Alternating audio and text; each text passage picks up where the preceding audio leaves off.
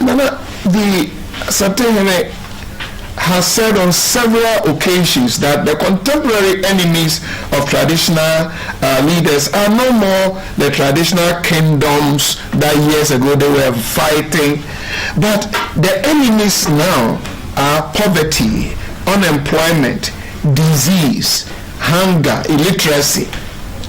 Traditional leaders are no more expected to fight for other people's lands, but they must enhance development of their communities.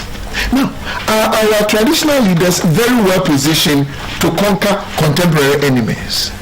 I'm asking you this question because of the role you have played in the Otumfuo Osei II Charity Foundation that seek to respond to some of this, because for him, he is not fighting any kingdom, but he's fighting these enemies. Thank you. I think this is a very poignant question that you've raised. And if you look at the scourge of Galamsey, what is done to our river bodies. Before, traditionally, rivers were treated as gods.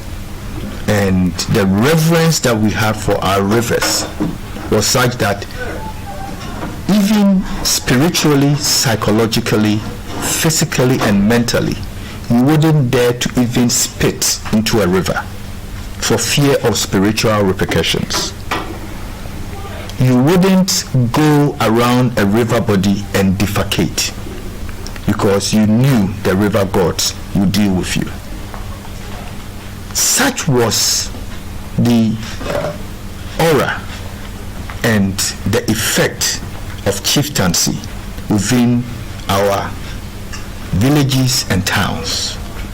The same with our forests, such that forests were the preserve of the chief priests and our chiefs. And they had been there for centuries with very rare species of wood.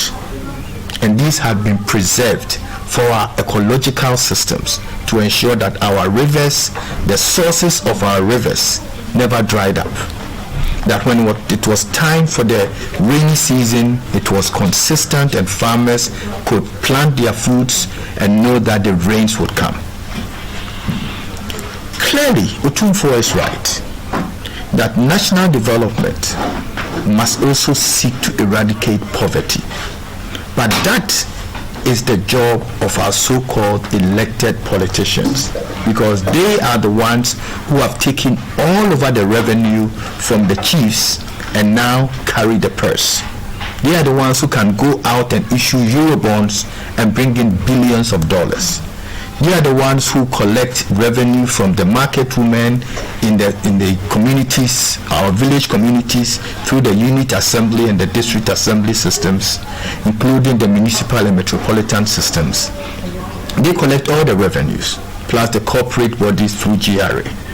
So chiefs' access to revenue has literally been eliminated until recently. Even Nkrumah did it. The Stool Lands Act had appropriated all the stool lands that were sources of revenue to His Majesty Otumfuo Osei Tutu, and throughout Buahafo and throughout Achimebuakwa, because they realized that they needed to curtail the revenue generating abilities of all these kings. So since time, or before our independence, politicians have sought in a very gradual and systematic way to deprive our traditional leaders from the ability to be partners in national development. But chiefs are the custodians of the land. They are the people that our natives, our citizenry, look up to. I mean, it's a tragedy, for example, when you hear somebody saying that, oh, Kumasi is so filthy and what is Otumfuo doing about it?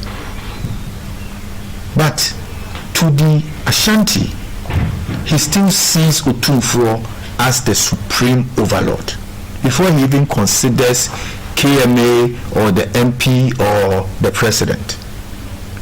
And that is why when somebody even sees garbage in his gutter, his first reaction is, what is Otumfuo doing about this? This is how intimate we are with our traditional leaders and how far we look up to them. And yet, where is the gravitas of Otumfuo in commanding or directing the sanitation department of KMA to do their job, when all these powers have now been taken away from him through our constitution and our bylaws? Having said that, our traditional leaders cannot also just fold their arms and look upon as if they are unconcerned, because they see us as their blood. They see us as people who represent who they are. We give them the power that they have. So yes, they have a role to play, and I agree with you wholeheartedly, but there needs to be a review of our constitution and our laws to ensure that chiefs can play the important national development goals that God has blessed them with.